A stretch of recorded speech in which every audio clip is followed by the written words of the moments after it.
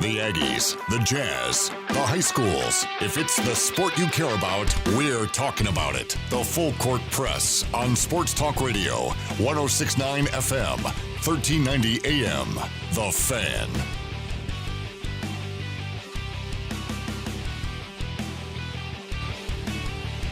Hello, welcome to the Full Court Press. I'm Ajay, Salvesen, 401 your kickoff time here on 106.9 FM, 1390 AM. Or if you're streaming on 106.9 The Fan, thanks for joining us, however and wherever you're doing so from. Hope you're having a wonderful Tuesday on September 29th, 2 days away until we hit the month of October, 10 months into the year, a year that we would all love to forget, right? 2020 could not leave soon enough. A lot of good stuff to get to today. We got some MLB playoff baseball going on. Some have just, in fact, first game is just concluded, as you already heard. Twins fall to the Astros 4-1, so Twins have a 1-0 lead going into this best-of-3 series. White Sox cleaning out the Athletics. This is really disappointing for Oakland to be getting beat like this by the White Sox, but the White Sox right now lead up 4-1 over the Oakland A's, and of course tonight's capper, Yankees and Indians. That'll be at 5 o'clock on ESPN. So as of right now, not a lot of close ball games, at least into this early portion of the MLB playoff schedule. In fact, it has just concluded. It's just went final. The Chicago White Sox do defeat the Athletics in Game 1 of their AL Series. They defeat them by a score of 4-1 and lead this series now 1-0 in a best-of-3. Again, it's just a best-of-3, so it's shortened by a lot. I believe it's usually a best-of-5, and so now it's just one win away for White Sox or the Astros to move on, one loss away to send the Athletics or the Minnesota Twins home. I feel like the Minnesota Twins is a bigger disappointment than the A's is, based on, we talked about it yesterday, Eric and I did. Balanced baseball, that is what the Twins are, more so than the Athletics. And they do rely, I wouldn't say rely on the long ball a lot, but it's been really the vocal of their offense. And to not have, again, 4-1's your final today. This game, actually, Twins were up 1-0. And then in the top of the ninth, the Houston Astros, they scored 3 in the ninth on a Altuve walk. Then Gurriel scored. Springer went to second. Correa to third. And then Brantley singled to center. And that scored both Correa and Springer. And Altuve went to third, but that was your final 4-1. Astros get the win, as does Valdez. Romo takes the loss for the Twins. Game 2 is tomorrow, and that'll be on ESPN2. Unsure of when Game 3 will be. I believe it's the day after. 2 days after tomorrow is when you'll see Game 3. So, not a good way to start. Hey, if you want to be a part of the show, you know the drill. 435-339-0321 to text in, or 435-752-1069 to call in. Love to hear your voice. Love to hear your thoughts and opinions. Annie Agar. She's the sideline reporter for the Grand City Rapids Drive for the NBA G League, and she's also a sports reporter for WOOD TV Channel 8 in Grand Rapids, Michigan, and she's also a social media self-video creator, and she's really good at it. She created the Big Ten video. If you haven't seen that and you have Google or whatever, honestly, just Google Annie Agar, and you'll find her everywhere. She's training nationwide. She created a Big Ten video, and then now has been doing NFL videos since, and she's really, really good. Anyway, more or less, she's going to be on our show today. We just finished up an interview, and she had other stuff she had to get to tonight. Of course, she's been very, very busy, so we finished a pre-recorded interview, and you're going to hear that 4:30, give or take. You'll hear that interview with Annie Agar, and then John Russell, former Full Court Press alum, is going to join me here in studio today. Lucky to have John. I called him up today and said, dude, I did a show solo, and he goes, yeah, I know, I heard you. Not like, hey, you did great. It was, yeah, I know. So John Russell's going to join me at the 5 o'clock hour. I love John, too. Can't wait to have him in here and catch up with him. He's pretty good at what he does. He also does the post game for Utah State men's basketball on our sister station, 610 AM KVNU.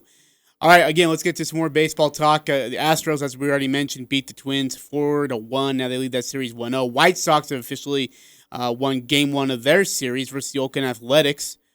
They win that game 4-1 as well, so multiple scores, same side. Chicago had a 1-0 lead in the second. Oakland, and then, let's see here, had a 2-1 lead going into the... Am I saying this right? Oh, sorry. Had a 3-0 lead going into the 8th, and then score an extra run, an insurance run in the top of the 8th. Oakland only got 1 in the bottom of the 8th, and 4-1 is your final score. Luzardo gets the loss. Giolotio, I don't even know how to say this guy's name. For the White Sox, he gets the win in 7 innings, 1 earned, 8 Ks, 1 walk. Luzardo had he pitched honestly 3 innings. 3 earned runs, 5 Ks, no walks, and the save goes to Colomb, who had 1 inning pitch. No earned runs, 1 K and no walks. So, again, White Sox on top, 4-1, and win this Game 1, and now have a 1-0 series lead. Utah State had practice for football yesterday as they get ready for their season to start on October 24th. Still no official word on the schedule. Still waiting to hear. But sorry, I'm doing like 2 things at once. There we go. Still no word on the official football schedule for the Mountain West Conference. Still waiting to hear from them. I'm not sure what's taken so long, or how close they were to having that schedule done. Commissioner Thompson has said the Mountain West Conference call that they were very soon going to release that schedule.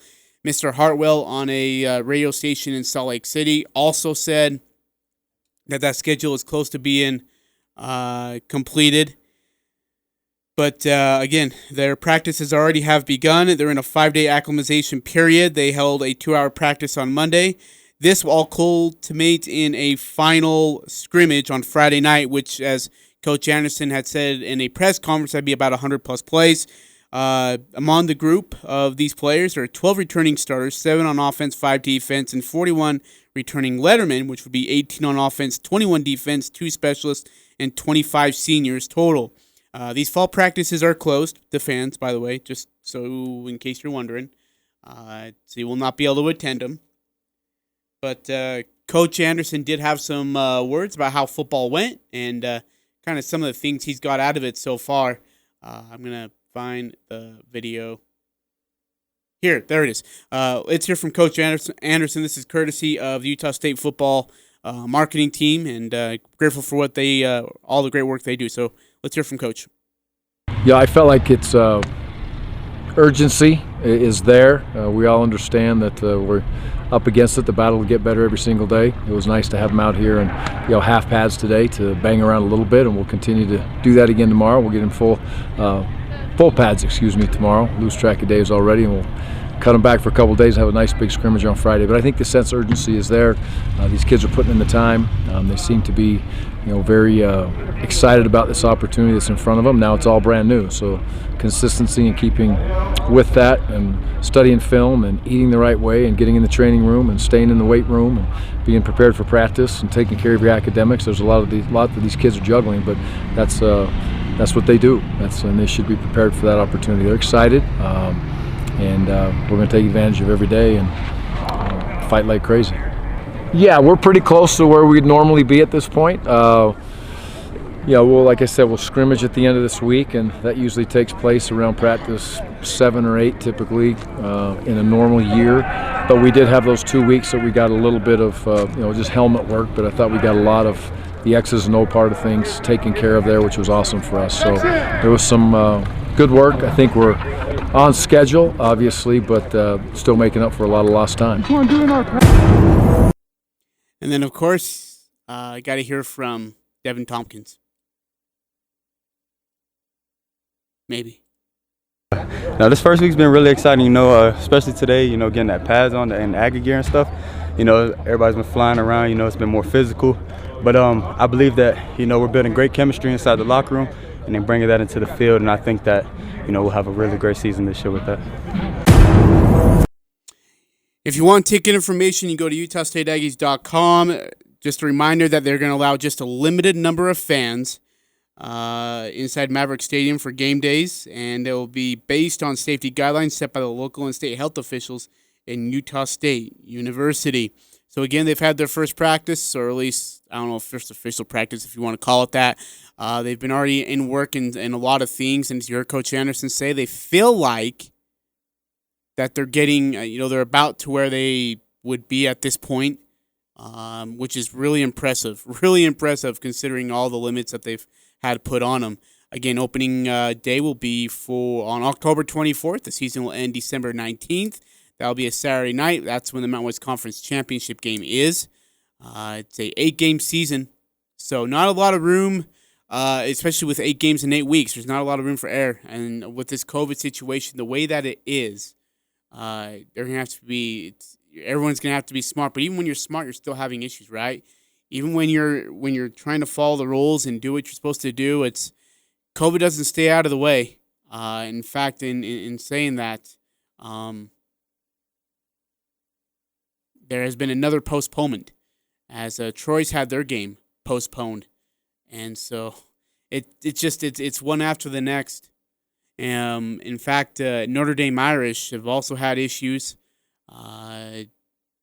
Let's see here. According to Brett McMurphy and Heather Dinich, they will resume team practices on Wednesday. They reported 18 positive corona tests on Monday, but the program has changed the way it will eat its pregame meals, and now will have a rapid antigen test available on the sideline from the lessons they learned from the outbreak. And now, of course, along with that, Buffalo University as well has tested positive for the virus. A total of 19 football players, 25 athletes in total, have tested positive for corona. 5 members were from the women's volleyball team, 1 from the soccer team, and of course, again, 19 from football. All 3 teams have been suspended through at least Monday. The spike in cases at Buffalo, it came after an athlete reported symptoms consistent with COVID-19, and so the school tested 322 players. Previously, by the way, this is how big of a mess this is. Buffalo had only 8 athletes test positive for more than 1,300 tests conducted from June to September. And now the suspension of football practice comes 5 days after Mid-American Conference agreed to play a 6-game schedule, which would start on November 4th. It's not a great way to start, though. And, of course, as you've already heard, Troy had their game canceled not canceled, but postponed because of a COVID outbreak. And then, what do you know? The Tennessee Titans have also had issues with the whole COVID situation. They had 3 players and 5 team personnel members test positive for the coronavirus. The 3 players are starting nose tackle DeQuan Jones, long snapper Bo Brinkley, and practice squad tight end Tommy Hudson. They've all been placed on the reserve COVID-19 list. Now, no official decision has been yet made about their game on Sunday versus Pittsburgh in Nashville, but the NFL wants and intends to have that game played as scheduled, and that's according to Adam Scheffler. One of the contingency plans to allow for additional testing and contact tracing to occur would be to move the game to Monday night.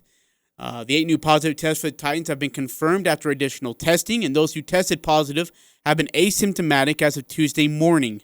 And it's something that, as Roger Goodell, he wrote a letter to the chief executives and presidents for every team in the memo. ESPN was able to pick that up. And he said, quote, "This is not unexpected. There will be players and staff who will test positive during the season." The Titans, saying that through an abundance of caution, through a statement that they released, they halted in-person work on Tuesday. The Minnesota Vikings, who have played the Titans on this past Sunday, also closed their facility indefinitely though the team has said that there were no positive tests through Tuesday morning. So here we go. We all knew it was coming, right? Like, we all knew that this virus is going to break out and people were going to get it, or kids were going to get it. The question is what the response is to it and how do you handle it? We've already had, goodness, how many games have we had canceled now? 24, 25, I think now. This is college football. There are 25 football games that have been canceled. By the way, the game that was canceled for this week was Troy at South Alabama. We've had at least one game canceled every single week so far this football season. One game every single week. How do you manage this? And the question is if it does, for example, and heaven forbid, if we're getting your quarterback's room, right, and your quarterback had it, like, how do you go on having a football game that week? It's pretty hard to train a kid or someone else, even if it's a receiver who used to play quarterback, to have him run the offense for a Division I football team. I honestly would absolutely say that. But at the same time, you got to be able to play these games at some point, or else you just got to cancel the season. Now, as we heard Craig Thompson say, the commissioner for Mountain West Conference, in the press conference, that it would be hard to imagine every team playing all 8 games through the season. He said because of the history of what this COVID has done to the season thus far in 2020, that he doesn't see every game being played for whatever reason or whoever it is. That's something to keep an eye on.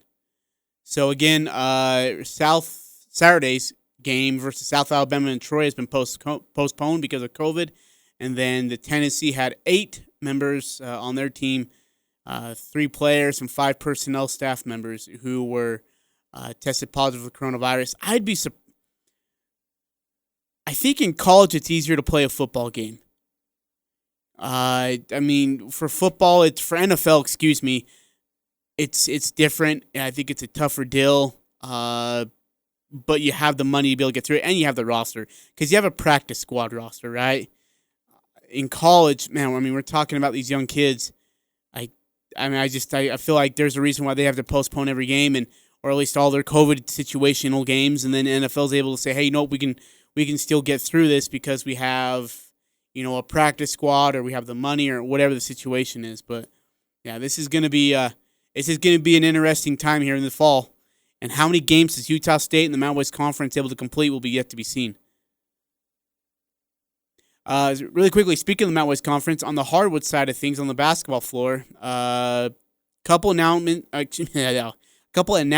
involving the Mountain West Conference are as follows. Boise State will be in Orlando, Florida, as part of a tournament. I'm looking for it now. There it is. It is the Orlando Invitational, which is in November. It's on the 25th through the 27th, which I believe, if I'm not mistaken, that's over Thanksgiving weekend. Am I crazy? Right? Thanksgiving weekend, 25th, yeah, should be over Thanksgiving weekend. But the Orlando tournament, which will involve, let me make sure I have these teams right. Gonzaga, Michigan State, Auburn, Xavier, St. Louis, Belmont, and Boise State. There is an 8th team that is to be determined. Matchups are to be determined as well. But what a get for Boise State. I know they've been part of this tournament the whole entire time, and it's already been a formality, but to have the chance to be in the bubble and have the opportunity, hopefully, for them to play the likes of Gonzaga, Michigan State, Auburn, Xavier, Belmont's been good, St. Louis has been in the tournament. This is a really good test for a team that many have considered that is one of, or if not the best non-Power 5 college basketball team in the country. Not in just the Mountain West Conference, not on the west side, but in the entire country. Boise State is looked up to be one of those, that team that's going to cause a lot of trouble in against Power 5 teams and even into the NCAA tournament if they can get there. Leon Rice has got a bunch of tricks in his bag with his squad, there is a bunch of transfers. Say some of them are guards. I don't know if I say a lot of guards, but some of them are guards. There's only so many touches you can get. But again, the talent on this roster is, on paper at least, is the cream of the crop in the Mountain West Conference, even over San Diego State. Speaking of which, Andy Katz, who does great work for college basketball, he released his mock, I'll call it a mock 2021 bracket prediction. Only 2 teams from the Mountain West Conference make it. Boise State, in fact, I'll even tell you this. Not only do 2 teams make it from the Mountain West Conference, one of them's a play-in team. And if I were to tell you that the 2 teams are San Diego State and Boise State, you would to the that the play-in game team would be who? If you said San Diego State, you're right. In fact, he hasn't matched up with Louisville in a 12-12 matchup. Winner would get a 5th seeded game, which would be versus Indiana in San Jose. Boise State is a 10 seed. Think about that. That's how high they think these guys are. Boise State's a 10 seed, and their 7 seed matchup would be the North Carolina Tar Heels. They get the winner of Kansas and UC Irvine. Meanwhile, San Diego State, if they were to beat Louisville, they would get Indiana, who's that 5th seed, and then they get the winner of Arizona State and New Mexico State. The Boise State game would be in Wichita. Utah State is not on here. In fact, BYU is an 11 seed playing 6 seed Stanford. And the winner would get Michigan State or Hofstra. And I wouldn't call that a gimme for Michigan State because they know how to blow big first round games. So, yeah, no Utah State on here. 1 seeds would be Baylor, Gonzaga, Illinois, and Villanova. 2 seeds would be Iowa, Virginia, Kansas, and Wisconsin would be your 1s and 2s. Do you think Utah State's being overlooked? I mean, I get it. No Sam Merrill. But Marco Anthony, and I know the whole thing is, well, look, Marco Anthony didn't play. Like, he was on the roster, but he didn't play on those national championship squad. Doesn't matter. Right? If Tony Bennett sees something in a kid and he recruits him to Virginia, he's got to be a pretty dang good basketball player. Tell me I'm wrong. But I don't think we're going to be like that bad. And I don't know where Andy Katz has the Mountain West Conference prediction. I don't know where they put him. I'll be interested to see when the vote comes out, media vote and Mountain West Conference vote comes out to see where they put Utah State men's basketball. Anything lower than 3rd, I'd be stunned. 9-3-1-5. Oh, okay, yeah. So we're going back to football here. 9-3-1-5. So does that mean that USU football could play a non-conference game? I would say Utah State will not be playing a non-conference football game. No way. I think they play October 24th. There's 8 weeks in that schedule. That finishes up on December 19th, or at least goes on to December 19th for the Mountain West Conference Championship game. There is no room. There's no room at all to be able to play it. And then for Boise State, that's because they're talking about how Boise State could be playing BYU. And I'm not sure how they were going to make this work. Sorry, I'm looking. BJ Rains of the Idaho Press, we've had him on our show before. He tweeted something out that how it would work for their schedule. But if BYU, they have an opening date on November 27th. And again, I'm not sure how that opens up the schedule for Boise State because we don't know what the schedule looks like as of right now. But I'd be very surprised if they were able to make a fit. But for some reason, the Mountain West Conference, according to what Mr. Hartwell talked to the Mountain West Conference, and then he had this phone call with the Salt Lake City radio station, they talked about that there is a very high possibility that BYU and Boise State will face each other. And I think it would be a 7 o'clock game, if not an 8:30 game. That game would, and by the way, that game would be at Boise State. So not only would they get BYU, which is a pretty good G5 team right now, but then they get them on their home turf. That's not a bad way to go out with that. But for the Aggies, I would say you have slim to none chances of having a non-conference game for football. And then on the basketball side, 9315 texted in and said, yes, they always overlook USU basketball lately. I mean, last year we were unanimous, if I'm not mistaken, and we did all right. We won the Mountain West Conference Tournament Championship. But I don't know about lately, but I would definitely say if they're ranked anything lower than 3rd, I'm going to be surprised. I still think this Utah State basketball team is really good. They've still got some experience on there in Amish, being Alfonso Anderson, Trevin Dorius, Brock Miller, Sean Bairstow, who was a freshman last year and looked really good, is now coming back. I know he injured himself in the championship game, but from what I've been told, he's good to go. They got some young talent, Liam McChesney. They got these 7 international kids. Raleigh Worcester is going to be really good. I expect a lot out of him. I honestly think Raleigh Worcester might have his minutes equal to, if not more than, Brock Miller. That's not.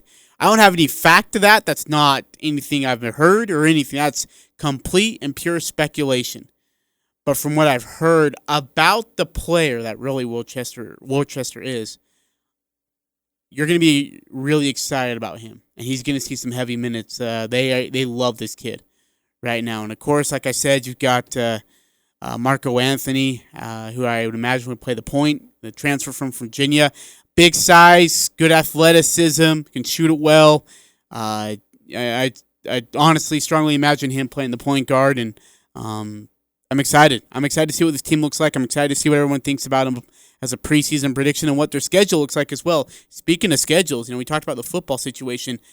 Basketball is just as intriguing because they will have a non-conference schedule. They have the 3 games in Orlando, which we don't know what those 3 games yet are. I've been told that they're also looking for a couple games more in Orlando. Look, they have all these tournaments coming to the bubble in Orlando.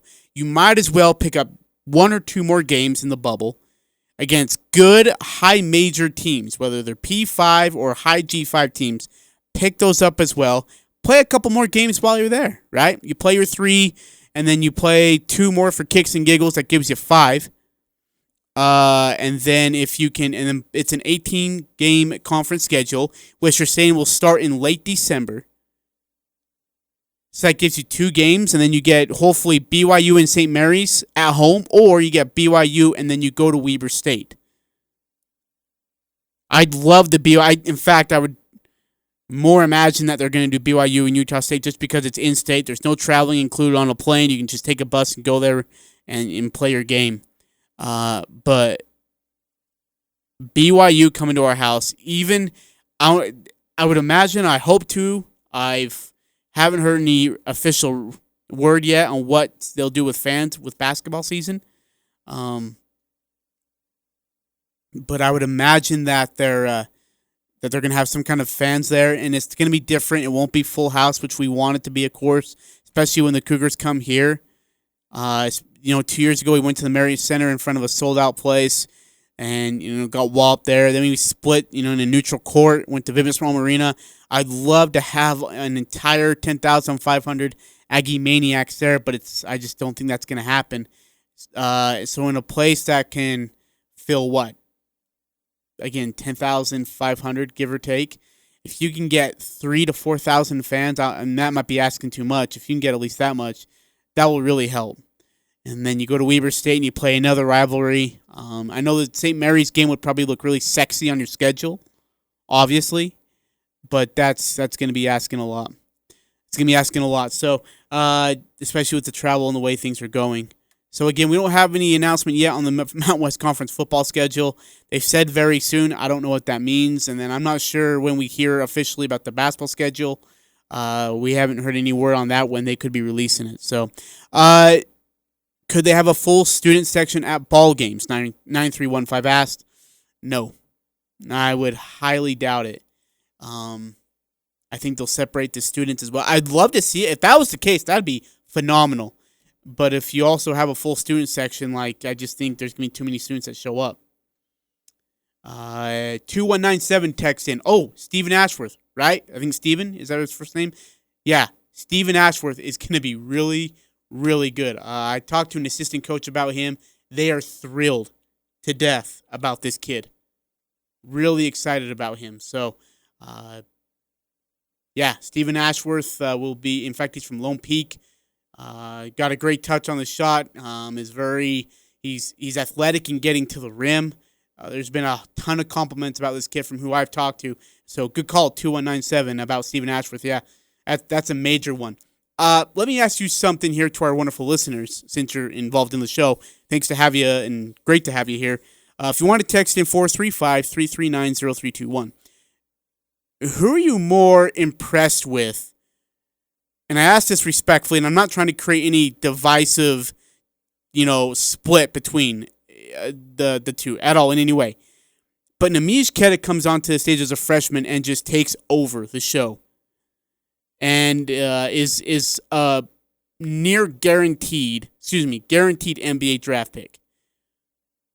Are you more impressed with what he's done in his 2 years, or the fact that Justin Bean, the kid that was not seeing any minutes, zilch minutes during the Duryea era, and has now became a full-fledged, huge, important role on this Utah State basketball squad where he was starting last year. He was second in rebounding in the conference. Who are you more impressed with at what they've done so far in their career? Queta or Bean, and why?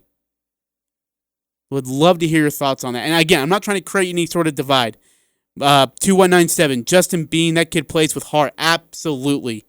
I don't know if someone would be willing to go in and break his nose 3 times and keep coming back.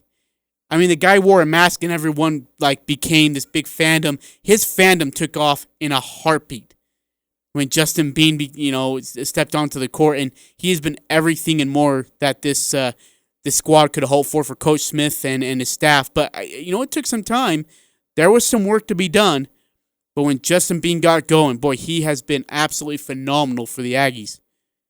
I would definitely put Bean as a... I could definitely see the reason for Bean. And also Queta, though, in 2 years, this kid's from Portugal, and now he's going to be an NBA draft pick. And you look at what he's done, the records that he set as a freshman, not only at Utah State, but it's a Mountain West Conference as well, as a freshman, is really impressive. And then come back in his sophomore year and still be productive as he was. I would think of that Wyoming Mountain West Conference tournament game, and I honestly think without him they probably lose. I think Neemias Queta in that second half was absolutely incredible in the second half of that second round in the Mountain West Conference tournament versus Wyoming. He had that big block. In fact, he had back-to-back big blocks. He had the big dunk as well late in the second half, I want to say. Queta's been great. He's been absolutely great. And so there's definitely reasons for both sides. All right, with that question, again, if you want to text in 435-339-0321, would love to hear from you. Coming up next, you're going to hear our recorded interview, myself with Annie Agar. You guys are going to love her. She is incredibly talented. You're going to hear about her up and coming and her rise to fame, her passion for sports, where it came from, her goals as, right now she works in Grand Rapids, Michigan. But where does she want to go? And being a Michigan gal, she's not a true Michigan gal, actually. And you'll get what I mean here as you hear the interviews. The Full Court Press coming up next, Annie Agar. It's the Full Court Press with Eric Franson and Ajay Salvesen. It's Tony Parks here. I was wondering, in your wonderful Coach Lou voice, talk to us about Notre Dame being in the ACC conference. So I'll tell you something. There's something every one of us need to fight for, and that's independence. But you have to understand there's risk in everything. There's risk when I go down a slip and slide. There's risk when I try to trust the silent but deadly. But I still take those risks. Weekdays from 4 to 6, 106.9 FM, 1390 AM. The Fan. The Full Court Press. Connect with us on Facebook, Twitter, and online at 1069thefan.com.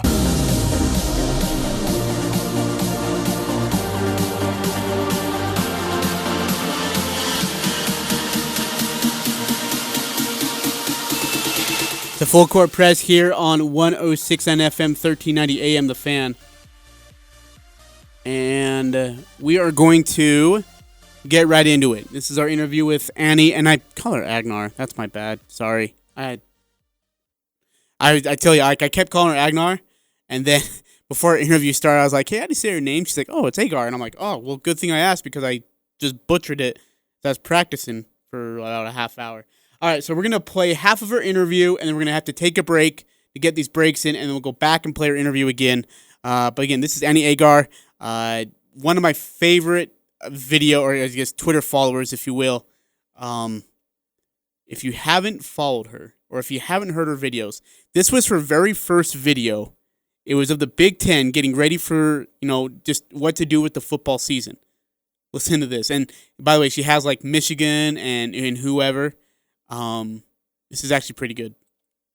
Is everybody there? Can everybody hear me okay? Wait, Michigan is in charge of this? Didn't you guys have like 2 conference wins last year? We had 6, okay? You know this. O-H! Ohio, we've been over this. You don't have to announce every time you're here. Oh, can y'all hear me? I don't really know how to get this working. Yep, you just press the button. Northwestern, can you help, please? No. Okay, well, you know what? That's not helpful. Wait, are those glasses even real? Can you even read? And the #1 recruiting class in the Big Ten, and we pretty much produced Joe Burrow. Hello? Hi guys. Oh my gosh, no, get out. Wait, who was that? Again, one of the best. Here is our interview with Addie Agar.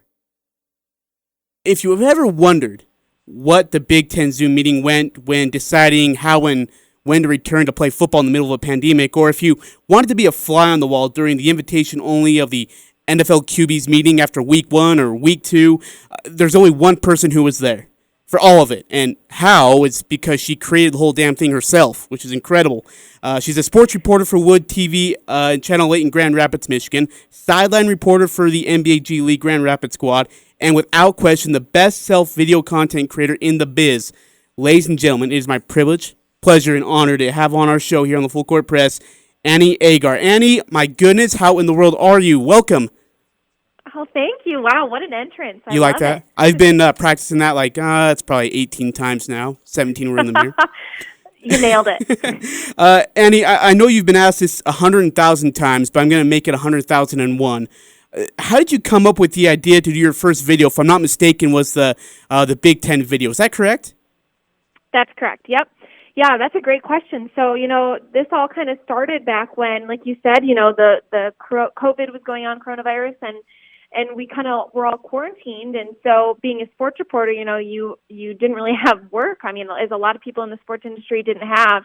And so my first instinct was to think about how football season would be impacted because, that's something we completely look forward to in the off season. And then, thinking about the Big Ten in particular, because I grew up in Big Ten territory, and that's primarily what we cover at my station. So I thought about, how they would kind of all be working together to get football season back up and running. And obviously the go-to for everybody during quarantine was Zoom calls, because that's kind of all we had. We were doing happy hours over Zoom calls and work meetings. And so I thought, if the Big Ten had a meeting, it would be over Zoom. And then how funny would that meeting look? Because they all kind of hate each other, with the rivalries in conference, but they all want the same thing. So yeah, the idea was just kind of born that way, and I just took off with it.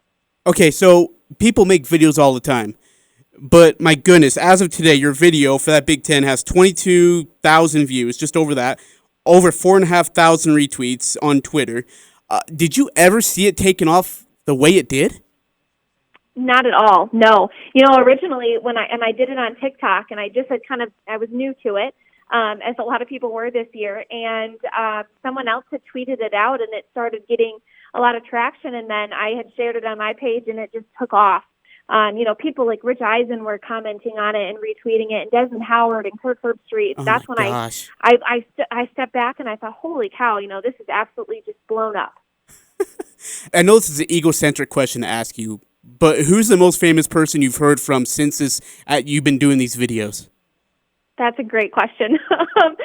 There's been so many cool people. Pat Forty's been a really cool one that's reached out, and he continues to kind of show support and message me and share my stuff. And so I think the constant, he's still behind every video that I've done. That really has been a big impact on me. And, I look up to him in the sports industry, and he's had only nice things to say. And so to see that has been incredible. And like I said, Desmond Howard and Kirk Herbstreit, people I grew up watching on College Game Day, share my content, has been incredible. I think the biggest one was, ESPN put out the video, and to see my name next to the ESPN logo was, something I've dreamed of for years. So that was pretty neat. How long does it take you to make a video? And that includes creating the lines and everything. How long does it take you? Right. Right. So, well, the longest part kind of is printing out all the logos and cutting all those up for the shirts. And then once that's done, there's been a lot of times where I don't even have kind of a script written out. I know of the jokes I want to make, but my big thing is I change in between each character because I want it to be as if it's a Zoom call, right? And so I want them to play off each other. So I'll have, the Chicago Bears say something, and then I'll have, the Lions respond back because that would be the dynamic of their division. So stuff like that. So a lot of the time it just is, trial and error of how I want the video to flow. So it takes a good, hour and a half, 2 hours to kind of finish the video. Favorite video so far you've made? Oh gosh, you're coming at me with the big questions. Wow, I did a quarterback call week 1, and I think that was my favorite so Was far. that the one with the Jay Cutler at the end? Yes, yep. Yeah, that one was good. That was a nice little twist at the end. I like that one.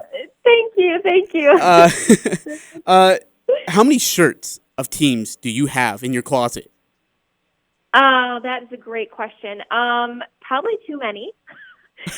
No such I have thing. a lot of jerseys as well, but then the ones I don't have, like I said, I print off the logos, but then I'll save those shirts for, if I need to use them later. So there's quite a few of them currently. Okay, so I'm a jersey collector as well. Jersey you're most proud of to have? Oh, I have a Clay Matthews Packers jersey, and I loved Clay. And my mom got it for me for Christmas one year, complete surprise, and I will cherish that thing till the day I die. Where does your sports fandom come from? Talk to me about, it's Michigan, so it's diehard rabid sports fans everywhere, whether you're a Wolverine or a Spartan or whatever it is. Where did yours come from, and when did it really take off for you in your sports career?